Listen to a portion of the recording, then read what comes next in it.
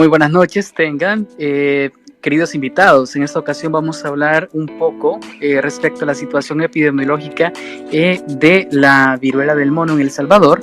En esta oportunidad nos acompaña Amalia Leiva, que nos proporcionará más o menos un enfoque relacionado con la probabilidad de riesgo que existe sobre las personas de la población LGBT.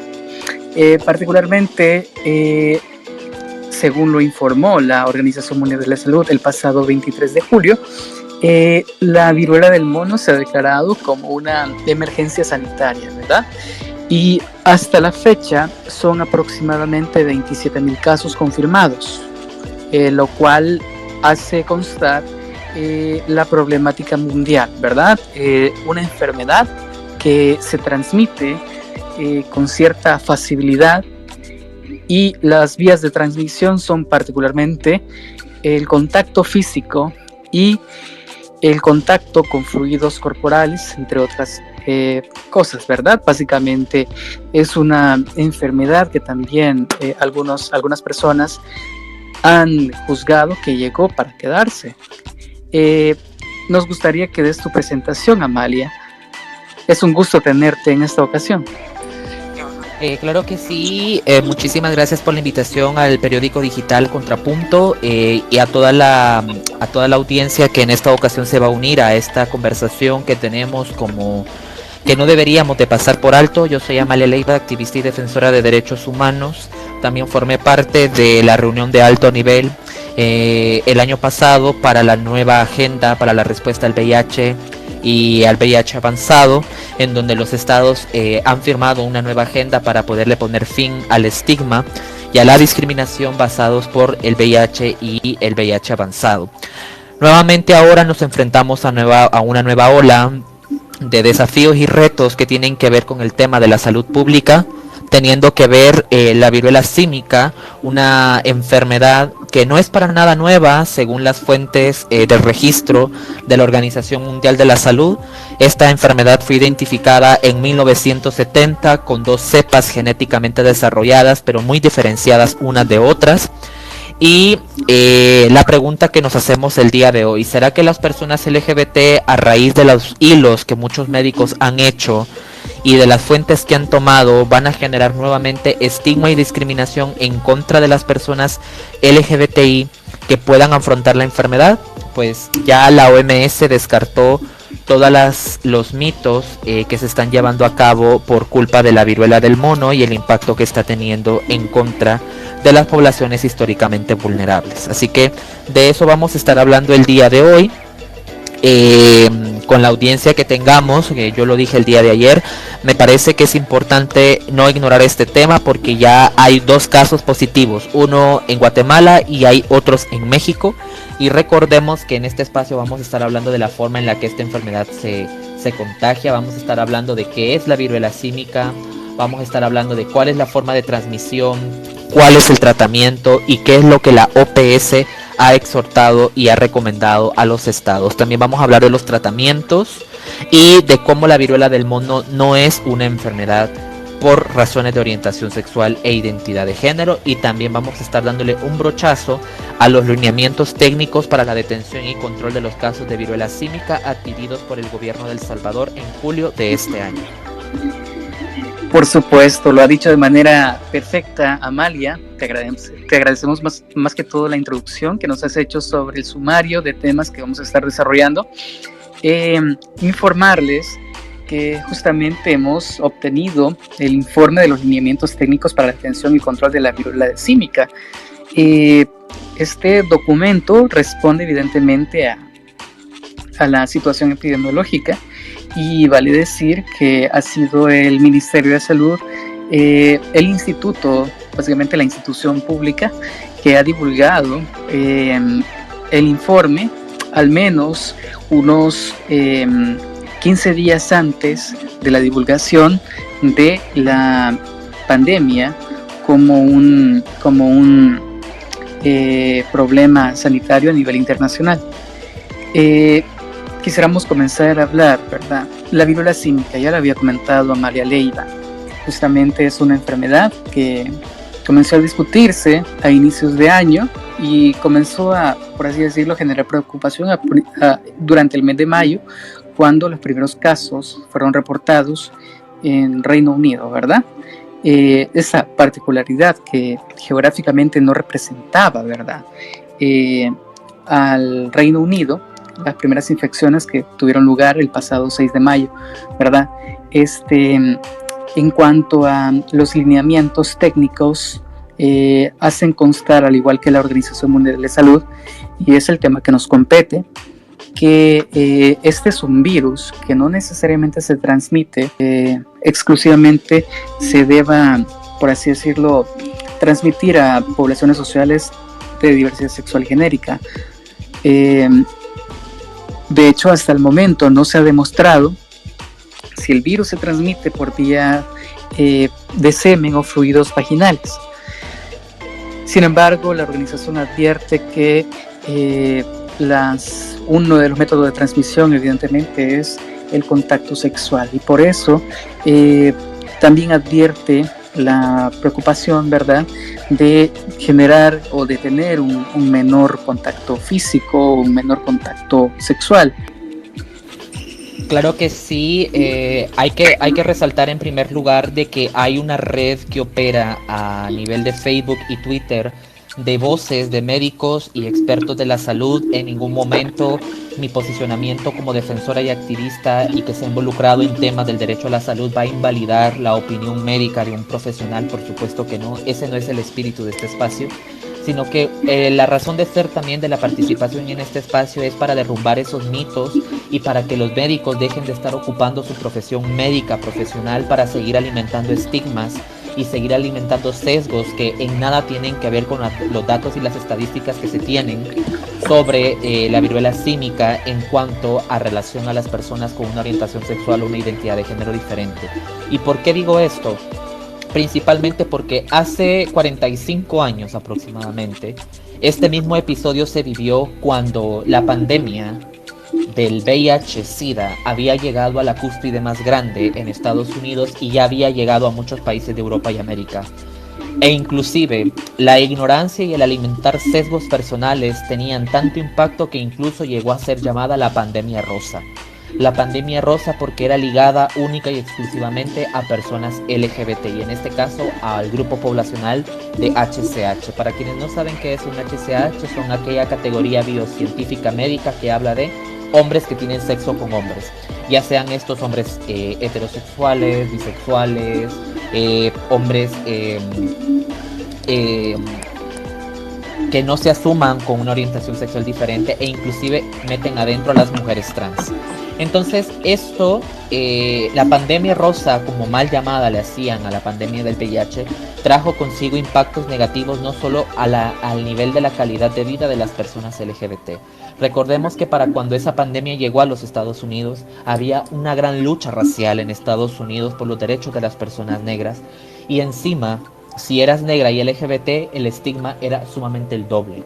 Entonces lo mismo está pasando ahora con la viruela símica. La viruela del simio o la viruela del mono, como le conocemos actualmente, en datos históricos, es una enfermedad que no es nueva, tampoco es el último descubrimiento de enfermedades del siglo. Es una enfermedad que ya tiene antecedentes desde 1970, en donde se encontraron dos cepas genéticamente diferenciadas. La cepa del Congo, que es del África Central, y la cepa del África Occidental. Las infecciones humanas con la cepa del África Occidental parecían causar una enfermedad menos grave en comparación a la cepa de la cuenca del Congo. Entonces, hasta en mayo del 2022, debido a tres factores principales que también los vamos a nombrar en este espacio, es que la viruela del mono ha tomado tanta fuerza y se ha expandido acá en nuestro continente o en nuestros países. Y la primera es porque los movimientos antivacunas han contribuido enormemente a través de su influencia y su incidencia a que no se vacunen en contra de la viruela humana. Entonces quiere decir que en un lapso de 10 a 15 años esa inmunidad disminuye. Segundo, tiene también que ver principalmente con que el impacto del cambio climático nos ha llevado a destruir el hábitat de muchas especies exóticas y eso es lo que crean que nosotros entremos en contacto con otras especies que no deberían de estar en las grandes ciudades o en las zonas pobladas por humanos, y es aquí donde se generan estas zoonosis. Y la número 3 es precisamente al tema de la globalización, ¿no? Hoy estás a un vuelo para poder estar en contacto con cualquier parte del mundo, y eso fue lo que pasó precisamente en Reino Unido.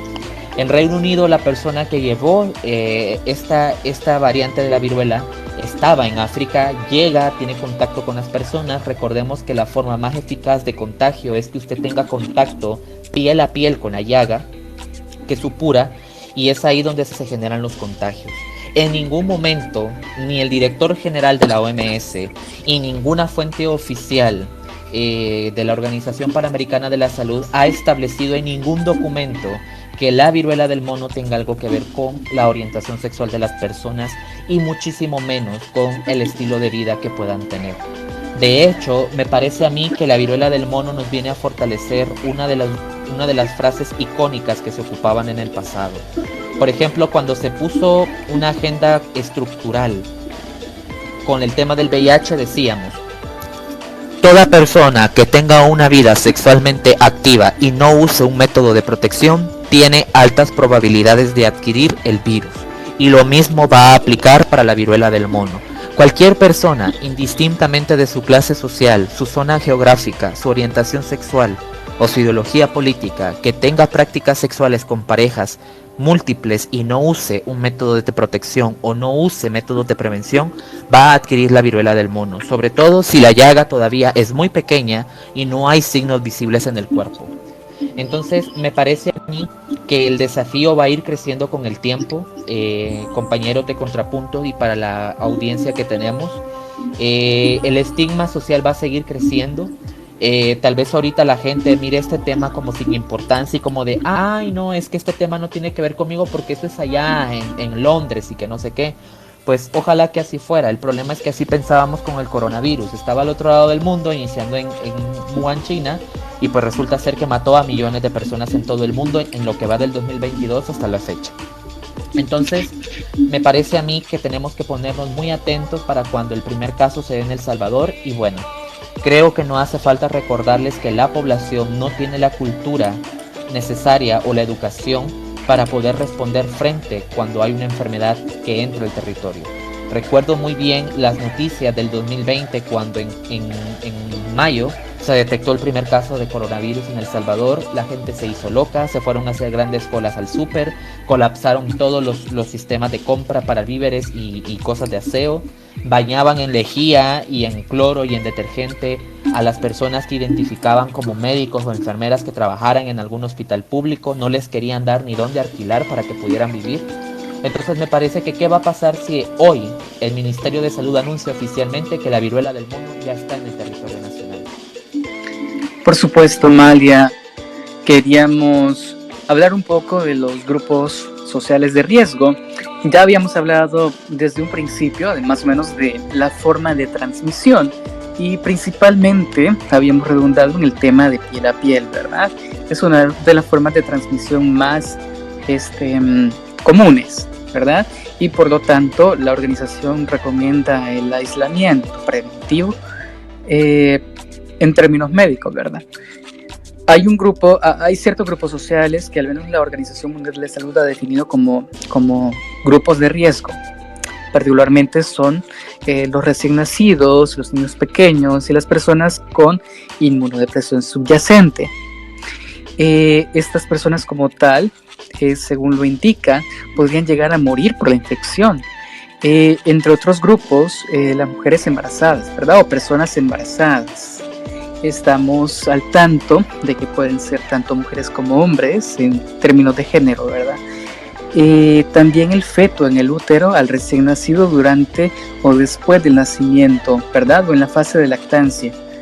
Las personas sexualmente activas, además de las personas identificadas como hombres que tienen relaciones sexuales como otros hombres, también hay que englobar, ¿verdad?, a las personas sexualmente activas, no exclusivamente a las personas de diversidad sexual genérica, sino aquellas que tienen parejas múltiples, ¿verdad? Por esa razón, la organización también recomendó evitar parejas múltiples.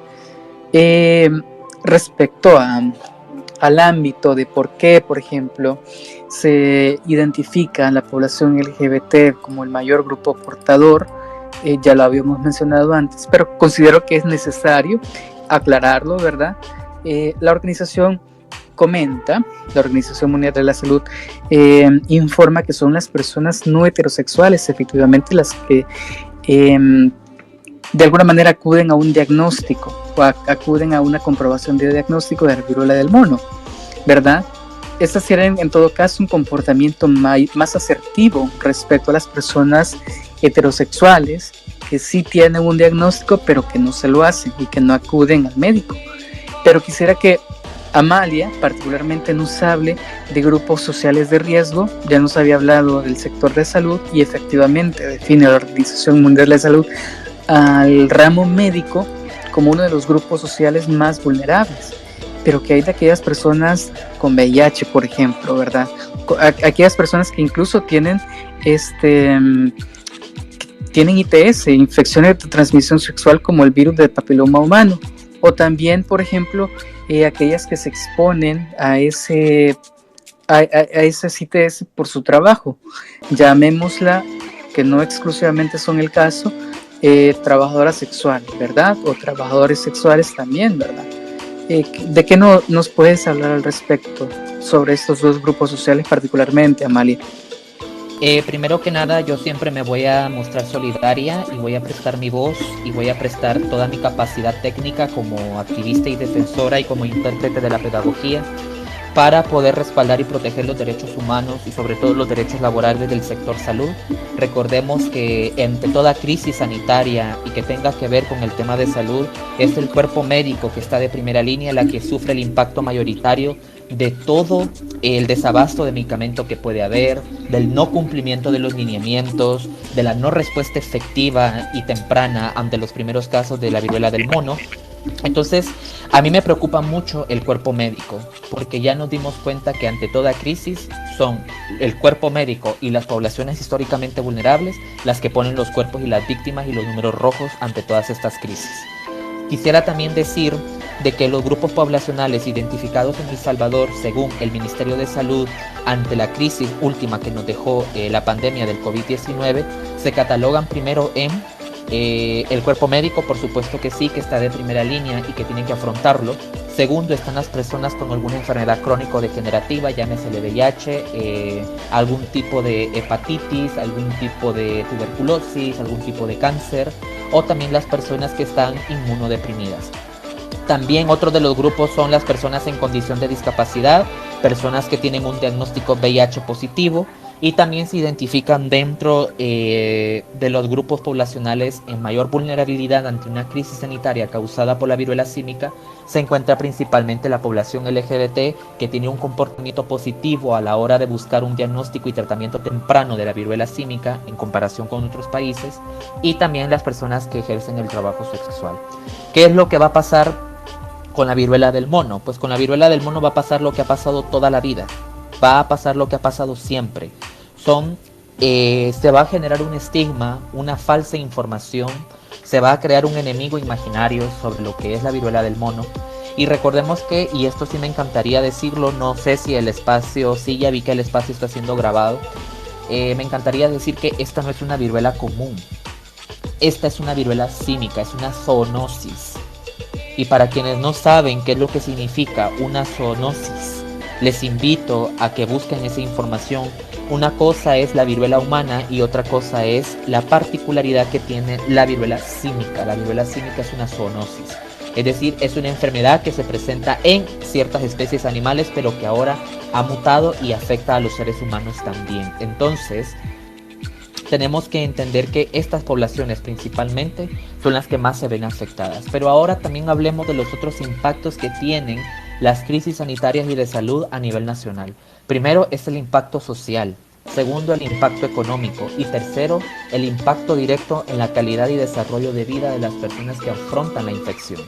Y en este caso es cómo va a responder o cuál es el plan, aparte de los lineamientos técnicos, cuál es el plan que tiene el Ministerio de Salud cuando el primer caso de viruela símica se vaya a dar en el país. Porque yo no tengo ni la menor duda que hasta en este momento, si no es que ya hay un caso positivo asintomático en el país, vamos a tener múltiples casos de viruela del mono. Y eso quiere decir que se nos viene encima otra cuarentena obligatoria. Y una de las particularidades que también me encantaría aclarar, según los datos de la OMS y la OPS, es que la viruela del mono no es como un COVID, que usted tiene que pasar 15 días en su casita con su botiquín de pastillas de cóctel que le da el Estado, que por cierto no es el más adecuado, sino que son de 2 a 4 semanas de cuarentena que la persona tiene que estar hasta que las llagas estén completamente secas. Tomando en cuenta que por más que usted tenga comezón, por más incomodidad e irritación que usted tenga, usted no se puede rascar ni puede tener contacto con las llagas porque se van a esparcir más. Entonces me parece a mí que los desafíos son muchos. Yo veo que El Salvador está muy tibio con este tema. Veo que a las personas no les interesa este tema, no sé por qué no les interesa ese tema si se nos viene otra crisis de salud encima. Se nos viene otra crisis de salud, no estamos preparados ni económica, ni social, ni médicamente para poder afrontar al 100% y de manera efectiva la viruela del mono, aunque también ya vamos a pasar a una parte donde vamos a hablar, por ejemplo, el tratamiento que se recomienda desde la OPS y la OMS, y para las personas que ya tienen la vacuna en contra de la viruela humana, pues el tratamiento va a poder ser un poco más efectivo, porque aquí hay que dividir, compañeros y compañeras de Contrapunto. Una cosa es cómo va a afectar a las personas que ya tienen una inmunidad a la viruela humana, y la otra parte es cómo va a afectar a las personas que ni siquiera de unos 15 años para acá, hablemos del 2010 para acá, no se les vacunó contra la viruela humana. Y eso es lo que está pasando alrededor del mundo hoy. Por eso los casos se han disparado, porque identificaron que una buena población que está enfrentando la infección en este momento no está vacunada en contra de la viruela humana. Entonces esto quiere decir que llega la viruela símica y hace estragos en el cuerpo. Es cierto, la tasa de mortalidad ahorita es muy baja, pero que no les quepa duda que nos pueden salir con cualquier sorpresa en cualquier momento.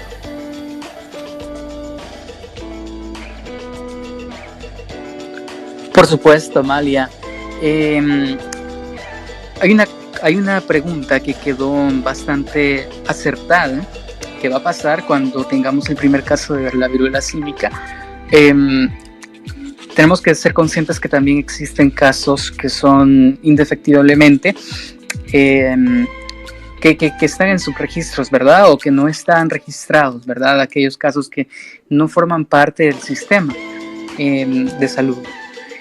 Pero no podemos omitir que el director, bueno, en todo caso, el representante del Ministerio de Salud, Francisco Lavie, últimamente ha tenido un contacto directo con la Organización Mundial de la Salud, además de divulgar, ¿verdad?, el pasado 8 de julio los lineamientos técnicos para la detección y control de casos de viruela símica. También últimamente ha informado, ha notificado que se ha reunido evidentemente con representantes y titulares de la OMS.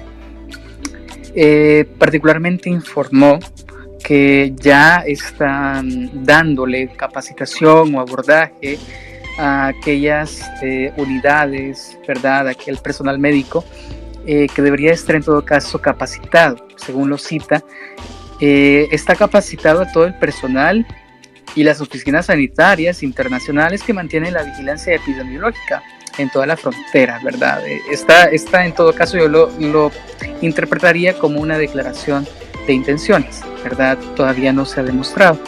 Y también señala, bueno, también el Ministerio de Salud añade que en el país se habrían modernizado otros 200 equipos con respuesta rápida, otros 2.200 unidades de notificación y 10 oficinas sanitarias internacionales. En todo caso, de lo que está hablando, de lo que ventiló la comunicación que tuvo con la OMS, es sobre los recursos que se tenía. Pero hay algo bastante importante, ¿verdad? Tedros, que es el titular de la OMS, en su momento recomendó a los países que tienen la capacidad para desarrollar vacunas, ayudar a aquellos que la necesitan. Y Al-Adbi también retomó, según lo declaró, ese tipo de iniciativas. Entre otras cosas, la reunión, según lo divulgó el Ministerio de Salud, ¿verdad? Informó que existen ciertas prioridades, ¿verdad? Como la compra de vacunas en contra de la enfermedad, así como tanto la adquisición y distribución de vacunas, así como la protección de grupos sociales de riesgo, ¿verdad? Grupos sociales vulnerables. En este caso, hemos hablado que dentro de esos grupos sociales vulnerables no se excluye aquel personal de salud, pero tampoco se excluye a las personas con VIH y personas LGBT. ¿Qué interpretación podrías dar de estas iniciativas que se están tomando de momento el Ministerio de Salud y qué podrías añadir, Amalia?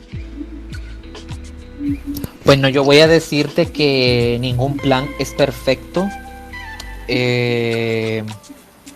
Ningún plan de salud va a cubrir el 100% de las necesidades en dado que se dé una crisis sanitaria a causa de la viruela símica.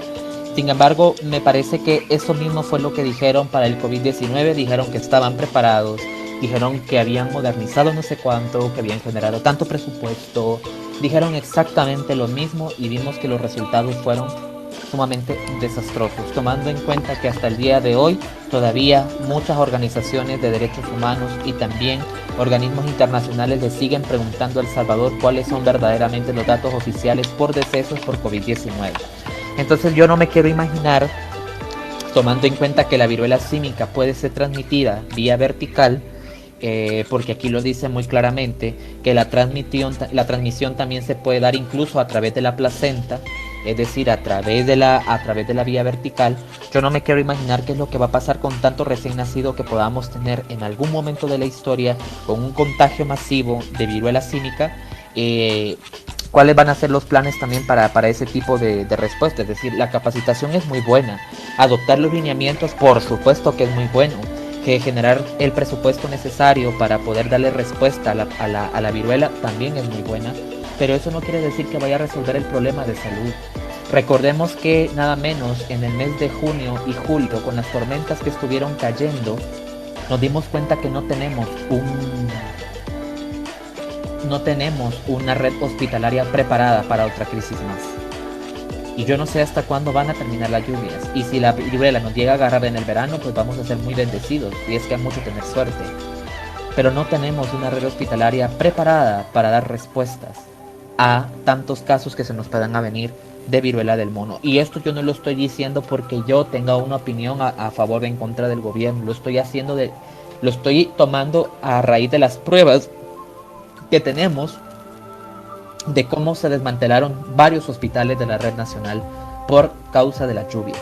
Entonces, imagínense, en el peor de los casos vamos a, digamos, que los grandes países con capacidades económicas para generar vacunas desarrollen una vacuna que dé una respuesta preventiva a la viruela del mono. Ustedes bien saben que los países de América Latina somos los últimos en la lista para poder adquirir las compras de esas vacunas, justo como lo que pasó con la vacuna del COVID-19. Entonces, ¿qué es lo que va a pasar si digamos, de aquí a octubre se desarrolla una vacuna? Vamos a estar viniendo a vacunar a la gente de nuestros países allá por enero o febrero del próximo año, no es que marzo, cuando se nos puedan adquirir las compras. Entonces me parece a mí de que hay que poner mucha atención y por eso es importante empezar desde ahorita, que los casos están pues más o menos en auge, y no esperar a que se haga un desastre o que se haga un desastre mayor, porque de hecho ahorita las personas que han viajado a Guatemala y a México deberían de estar en cuarentena, porque ya hay casos registrados de viruela símica en esos países. Entonces a mí me parece que no es suficiente con las iniciativas que el gobierno está tomando de cara a las capacitaciones y a la adopción de los lineamientos. Me parece que la capacitación, la adopción de los lineamientos deberían de ser como lo mínimo que se debería de hacer, pero yo creo que se puede hacer algo más. campañas de información, pagar, el Estado en este momento tiene millones para publicidad, bien podría destinar unos 2 millones a publicidad para informar a la población sobre de qué se trata la viruela del mono, cómo es la forma de transmisión y cuáles son los tratamientos. Y por supuesto, empezar a fomentar la vacunación en los recién nacidos o en los primeros 12 años, en los primeros 12 meses de vida a un año, para poder controlar el tema y generar inmunidad con el tema de la viruela humana. Entonces, pero no estamos viendo nada de eso. Entonces me parece de que no se están tomando con seriedad lo que en un futuro o en unos próximos meses puede ser una catástrofe igual o similar a la que nos dejó el COVID-19. Eso es lo que yo pienso al respecto. Claro, parte de lo que tú expresas también lo comparten otras personas, ¿verdad? Eso lo podemos comprender.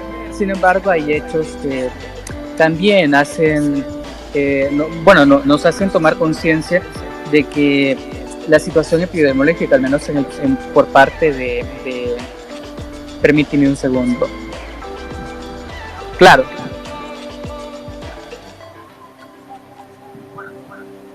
Claro, a lo que yo me quiero referir es a que es cierto que el gobierno de El Salvador ha tenido un récord que ha sido reconocido, evidentemente, sobre la tendencia en todo caso, a la vacunación, ¿verdad? Es uno de los países que ha procedido la vacunación efectiva y organizaciones sociales como el Colectivo Alejandría han reconocido que por parte de la población LGBT ha habido una respuesta favorable en cuanto a la vacunación. Eso no se podría descartar. Sin embargo, también tenemos que ser conscientes que han existido siempre ciertas deficiencias, ¿verdad? Eso no excluye, por ejemplo, el hecho de que sí haya existido, digamos, un récord de vacunación que al menos sea divulgado públicamente en proporción a la cantidad de personas que existen en el país. En términos de vacunación contra el COVID-19, sabemos que existe al menos 4,6 millones de personas vacunadas y una proporción equivalente a la de 11 millones de vacunas suministradas, ¿verdad? Ha sido un gasto social bastante grande, un gasto en términos médicos bastante amplio. Sin embargo, plantearnos, por ejemplo, que venga un patógeno, ¿verdad? Con cierto riesgo de contagio para ciertas personas, o sea, uno de los primeros temas que tal vez suelen llegar a pensar es el gasto público al que pueden llegar a incurrir, y es justamente uno de los temas sobre los que hablaron en la reunión con la OMS, ¿verdad? Particularmente parece que existe cierta disposición sobre la compra de vacunas contra la viruela símica. En términos de gasto podría ser bastante amplio, bastante grande, y también tomar en consideración que vacunas o que la tendencia a la vacunación no ha existido porque se creyó esta enfermedad en su momento erradicada. Quisiera que nos hablaras un poco sobre la vacunación, Amalia, de qué manera se podría suministrar y qué lecciones puede dejarnos, por ejemplo, el comportamiento que ha tenido o más o menos los registros que se han expuesto sobre el control de la epidemia y la población LGBT. Ya organizaciones, como le comento, el Colectivo Alejandría habían comentado que sí existía una respuesta favorable, pero ¿cómo nos puedes ampliar, digamos, tu interpretación? Entiendo yo que en términos de divulgación, tal vez te querías referir al hecho de que debería de existir participación por parte de grupos sociales LGBT para erradicar, por ejemplo, el estigma y fomentar la participación en el sistema de salud. ¿Es más o menos a lo que tú te referías? No, sí, me refiero a eso y también me refiero a que la población LGBT ha mostrado un comportamiento positivo a la hora de buscar una atención médica temprana con el tema de las enfermedades como la viruela del mono, en comparación a poblaciones heterosexuales en este país. A mí algo que me llama la atención también es que en el lineamiento se establece que la ley del Sistema Nacional Integrado en Salud, en los artículos 3 y 13, se establece que el Sistema Nacional Integrado de Salud está constituido por las instituciones públicas y privadas, que de manera directa e indirecta se relacionan con la salud, siendo el Ministerio de Salud el rector de dicho sistema, por lo que está facultado para coordinar, integrar y regular el mismo. Entonces, el Ministerio de Salud tiene un gran trabajo realizado con las organizaciones de sociedad civil que trabajan el tema de la salud o el acceso a la salud y que se pueden generar sinergias. Y con el tema de la vacunación, creo que debería de haber primero, trabajar el tema de la prevención, vacunar a la mayor cantidad de personas posibles con la vacuna con la viruela humana, por lo menos como para generar un poco más de inmunidad. Pero si no, me parece a mí que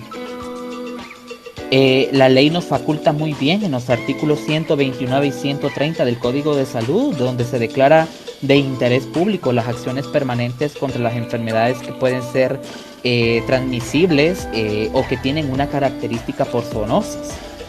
Entonces me parece que desarrollar una vacuna o esperar a que se desarrolle una vacuna puede ser incluso un poco más tardado, pero en caso de que podamos llegar a acceder de manera temprana y efectiva a una vacuna, no se debería de hacer esperar mucho.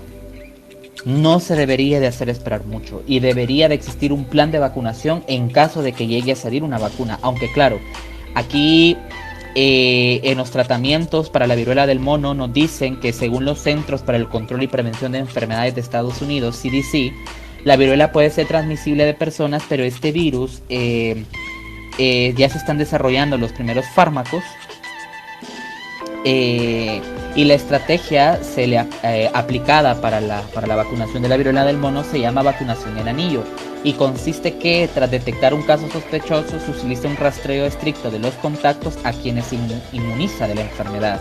En este sentido, la CDC afirmó que se puede recomendar la vacunación a las personas que tienen contacto cercano con alguien con viruela del mono, a los que pueden haber estado expuestas al virus y a las que corran un alto riesgo de exposición, como algunos profesionales sanitarios y trabajadores de laboratorio y como otras poblaciones en condición de vulnerabilidad, que para mí la prioridad deberían de ser no policías y militares. Eso sí lo voy a dejar muy claro. Yo creo que ya El Salvador no debería de volver a pecar 2 veces o tropezar 2 veces con la misma piedra. Pero no estoy con esto no quiero que se malinterprete mi postura. No estoy diciendo que no puedan acceder a la vacuna, claro que sí, pero no deberían de estar en primera línea de prioridad. La primera línea son los profesionales de la salud, las personas con enfermedades crónico-degenerativas o inmunodeprimidas. El Departamento de Salud y Servicios Humanitarios de Estados Unidos también anunció que puede proporcionar vacunas a las personas con exposición confirmada y presunta a la viruela del mono. Entonces, me parece que esta estrategia de vacunación en anillo también puede funcionar en países como el nuestro. Por supuesto, Amalia. Ha sido una valoración bastante contundente, te comento. Sin embargo, en su momento también Aradia había comentado que particularmente, por ejemplo, perdón, estoy teniendo interferencia, te comento, era el personal militar, uno de los primeros que había comenzado a incurrir por ejemplo, a pruebas diagnósticas y pruebas de suministro de la viruela del mono, principalmente por su exposición, ¿verdad? O por su posible exposición. Entiendo yo aquellas expediciones que tenían competencia en África, ¿verdad? Que era justamente ese personal militar.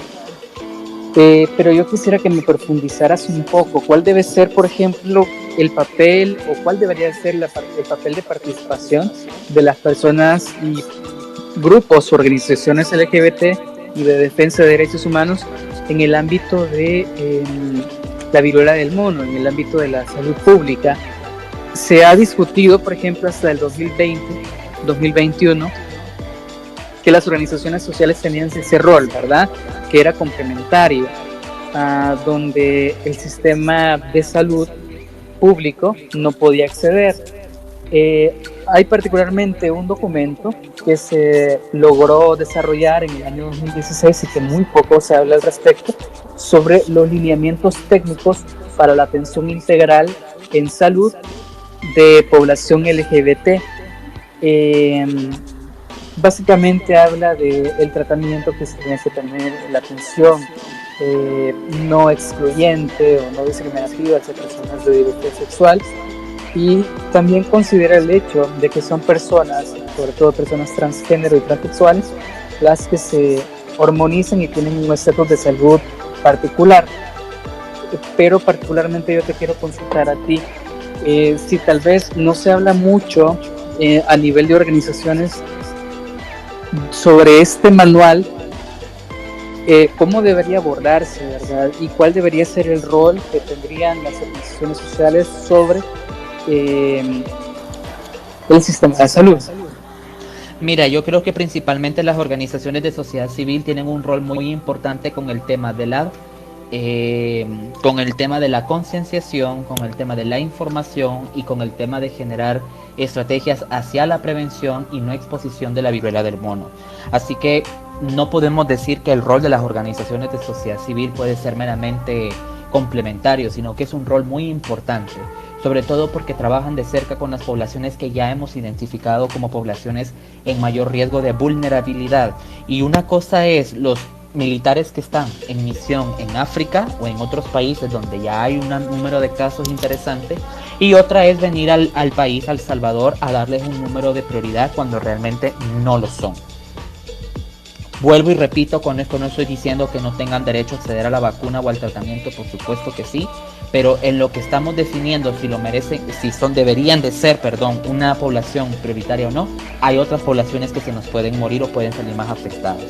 Las organizaciones pueden generar en sinergia o conjunto con el sistema de salud campañas de información, prevención de la viruela símica, y esto tiene que ver, por ejemplo, con aquellas organizaciones que trabajan con bases comunitarias en diferentes partes del país y que por supuesto hasta el día de hoy están trabajando con el tema de la estrategia de salud y más específicamente la del VIH y VIH avanzado.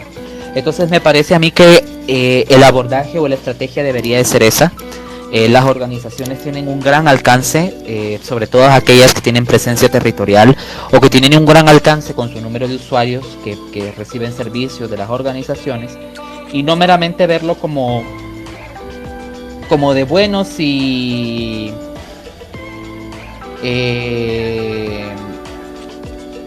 como eso, o sea, no se debería de ver como eso, como que bueno, las organizaciones sí nos pueden respaldar. No, las organizaciones pueden acompañar todo el proceso, sobre todo para que no se respete los derechos humanos de las personas que pueden estar en mayor riesgo ante la enfermedad. Claro, Amalia, tal vez para concluir sobre el tema, ¿verdad? Tenemos aproximadamente 5 casos en Centroamérica, tenemos 5 casos distribuidos en Centroamérica, me parece que 3, déjame corroborar por favor, sí, me parece que 3 son de Costa Rica, 3 son de Costa Rica, 1 es de Panamá y el otro es de Guatemala, hasta donde se ha llegado a conocer el pasado 3 de agosto. No tenemos todavía la certeza de que este virus vaya a avanzar, sin embargo ya existe una gran probabilidad con el hecho de que existe un poco distanciamiento geográfico, ¿verdad? ¿Qué recomendaciones podrías darnos respecto a, por ejemplo, términos de viajes, por así decirlo? Hay personas, hay, por así decirlo, misiones que hacen organizaciones sociales de diversidad sexual hacia diferentes partes del mundo, que también implica básicamente exponerse a una nueva situación, a un nuevo escenario, y el estigma que puede malinterpretarse, ¿verdad?, respecto a la probabilidad de afección o la probabilidad de infección a personas LGBT. ¿Qué recomendaciones podrías darles? Pues mira, primero antes que nada decirte que esos 5 casos son muy aislados, ya que estos eran hasta el pasado 3 de agosto. Recordemos que no sabemos cuáles pudieron haber sido los nexos con los que tuvieron estas personas que ya dieron positivo a la viruela. Entonces quiere decir que hay más personas en Centroamérica positivas a la viruela del mono. Y lo único que yo puedo recomendar es que por favor se revisen si ustedes ya tienen la inyección de la viruela humana, para poder empezar a generar un poco más de inmunidad, y si no, pues tratar la manera de que mientras los casos no aumenten, tratar la manera de tener cuidado, siempre llévese su mascarilla, su alcohol gel, y trate la manera de no tener mucho contacto con personas, porque una de las formas de transmisión de la viruela es precisamente el piel a piel, y donde más se desarrollan las llagas es en las palmas de las manos y en los pies, es donde comienza. Ahora, ¿cuáles son los síntomas de la viruela del mono? La enfermedad suele ser grave, leve a moderada, pero puede llegar a ser fatal en algunos casos, sobre todo si la persona ya está inmunodeprimida. La enfermedad que se presenta con fiebre, dolor de cabeza, linfadenopatía, dolor de espalda, mialgia, dolor en el músculo y astenia y disminución de la fuerza muscular. Las erupciones que siguen a la fiebre comienzan en la cara, luego se propagan generalmente en un patrón centrífugo a otras partes del cuerpo, especialmente extremidades. La erupción progresa de manera maculopopular a vesículas, a pústulas, erupción con pus y costras, ampollas secas, que obviamente pueden agrietar la piel. Las erupciones en un área en particular generalmente se encuentran en la misma etapa de desarrollo y toma de 1 a 4 semanas, es decir, a un mes, para que las llagas se sequen completamente. Así que recomendaciones hay muchas que hacer. Me parece que estamos a tiempo de generar conciencia y reflexión sobre lo importante que es generar prevención para la viruela símica, pero lo más importante, y como bien lo ha dicho la OMS en algún momento, no hay ninguna enfermedad que impacte tanto como el estigma y la discriminación que se generan en contra de ciertas poblaciones. Entonces me parece a mí que ahí es donde principalmente debemos de apuntar. No debemos de estigmatizar. La enfermedad en nada tiene que ver con la orientación sexual y la identidad de género de las personas, tomando en cuenta que la mayoría de los adultos tenemos una vida sexualmente activa indistintamente de nuestra orientación sexual o nuestra identidad de género. Y que recordemos que por el simple hecho de tocarle la mano a un amigo nuestro que tenga una llaga en la mano, podemos contagiarnos sin necesidad de tener contacto sexual. Entonces hay que tener cuidado. Hay que tener cuidado porque el estigma y la discriminación son más graves que cualquier otra enfermedad, porque nos limitan, nos deshumanizan y sobre todo nos disminuyen la dignidad a la hora de acceder a servicios de salud. Por supuesto, Amalia. Hay varios temas que lamentablemente no los pudimos tocar, pero no sé si tú los puedes abordar antes de irnos al espacio de preguntas y respuestas. Se conoce, al menos por motivos históricos, que buena parte de la población LGBT está dedicada a ciertas actividades que involucran también el contacto físico.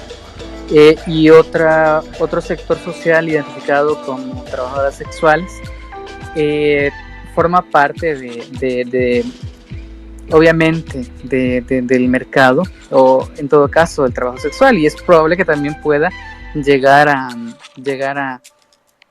tener la necesidad de recibir este tipo de advertencias. Pero más que, digamos, recibir una advertencia, me gustaría que me comentaras qué percepción podrías tener de momento sobre el impacto que pueden tener sobre este tipo de poblaciones. Ya hemos sabido que durante la pandemia sí lo ha habido, ¿verdad? Pero no sé si me podrías comentar. Pues mira, recordemos de que los oficios o los trabajos no están ligados tampoco a la orientación sexual y la identidad de las personas, pero sí podemos hablar de aquellos grupos sociales que se dedican específicamente al contacto con otras personas. Estamos hablando de cadenas de restaurantes. Me parece de que aquí sí va a haber un impacto negativo de que llegase a haber una epidemia de la viruela del mono, porque ni siquiera se va a poder manipular alimentos. Y imagínate las personas que tengan un diagnóstico asintomático y no sepan que tienen el virus. Ahora, el tema de la atención al cliente, el tema del trabajo sexual, el tema de las personas que trabajan de primera línea en redes hospitalarias o en clínicas de salud, también tienen que ver aquellas personas que trabajan con el tema de los cuidados y el tema ¿cómo se llama esto? Del trabajo doméstico, entre otras muchas, también el comercio informal, en fin, la población LGBT tiene grandes aristas, pero principalmente el impacto va a caer principalmente en aquellas que la sociedad y el sistema económico las ha marginalizado a tener que ejercer el trabajo sexual o a tener que, ya sea virtual o el trabajo sexual presencial, que es en las calles, ¿no? Pero también me preocupan las personas que todos los días en este país toman un microbús y ponen la mano en el metal, en el tubo del microbús para irse agarrando. Entonces me preocupan muchas cosas, pero yo sé muy bien que el impacto va a ser diferenciado entre una población y otra, pero me preocupan más que todo las que históricamente han sufrido estigma, han sufrido desigualdad y han sufrido un señalamiento por parte de los sectores más conservadores de este país. Y tal vez sería necesario cerrar el espacio de momento. Muchísimas gracias por presenciar el espacio y gracias a ti, Amalia, por tus aportes. Nos vemos hasta la próxima ocasión. Mucho gusto y feliz noche. Muchas gracias y feliz fin de semana. Y a la otra semana regresamos a labores, pero hay que ser optimistas.